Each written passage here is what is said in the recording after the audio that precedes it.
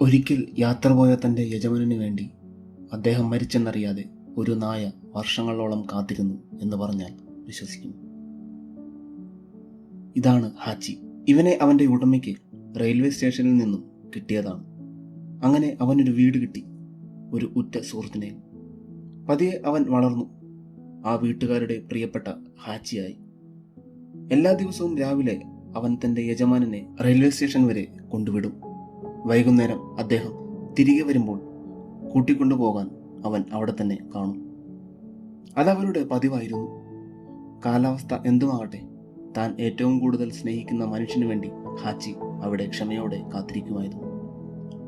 പക്ഷെ ഒരു ദിവസം എല്ലാം മാറിമറിഞ്ഞു. എപ്പോഴത്തെയും പോലെ അന്നും യജമാനൻ ജോലിക്ക് പോയി. പക്ഷെ ഇത്തവണ അദ്ദേഹം മടങ്ങി വന്നില്ല. ജോലിസ്ഥലത്ത് വെച്ച് അദ്ദേഹം മരണപ്പെട്ടു. ഹാച്ചിക്ക് അത് മനസ്സിലായില്ല.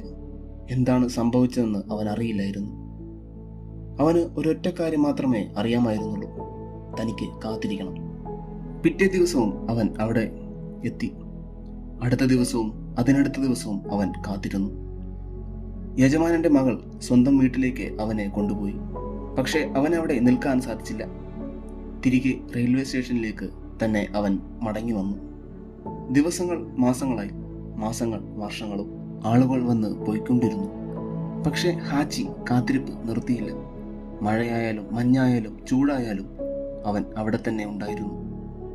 ചിലരൊക്കെ അവനെ അവിടെ നിന്ന് കൊണ്ടുപോകാൻ ശ്രമിച്ചു, പുതിയൊരു വീട് നൽകാൻ ആഗ്രഹിച്ചു. പക്ഷേ ഹാച്ചി ഓരോ തവണയും ആ സ്റ്റേഷനിലേക്ക് തന്നെ തിരിച്ചു വന്നു.